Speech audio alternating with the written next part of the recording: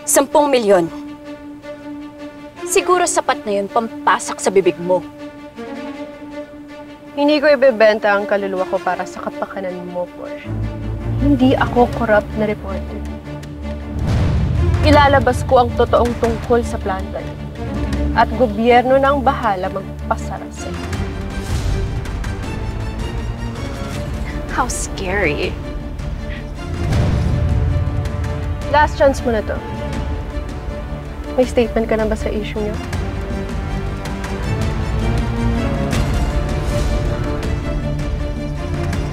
Fine. Dodoblehin ko yung offer ko. 20 million. Kahit mag-resign ko bukas, pwede mo nang gawin. Tanggapin mo na para wala tayong problema.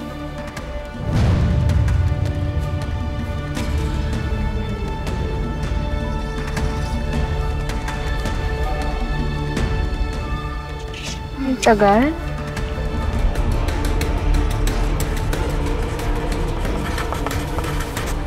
Pwede pa kibilis.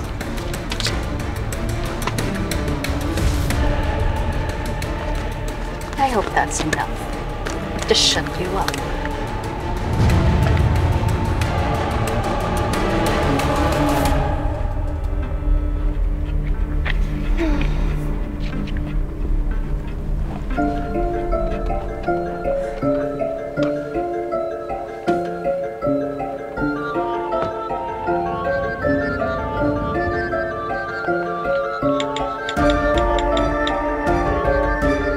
Hello, Amira.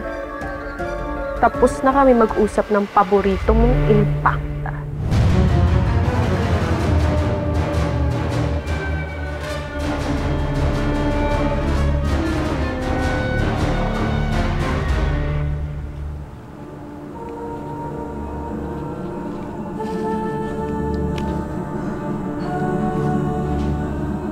Dad!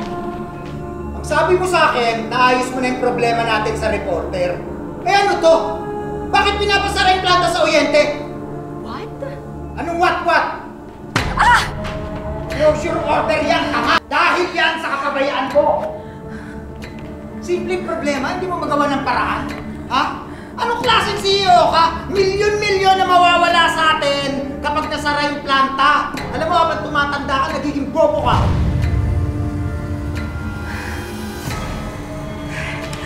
Dad, may usapan na kami ng reporter, si Bianca. Ang sabi niya sa akin, hindi niya ilalabas yung expose tungkol sa planta. Napag-usapan na namin yon. Tataas ka pa ng boses, baka kita dyan eh. Bakit yung Bianca yun ang kinausap mo? Dapat dumirekta ka dun sa Kapitolyo. Sa kanila ka nakipag-areglo. Eh kung hindi mo pala kaya, di sana sinabi mo sa akin.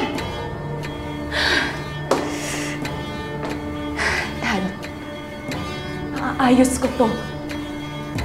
I can fix this. Sisiguraduhin ko na hindi matutuloy yung pagsasara ng planta, okay? Ano?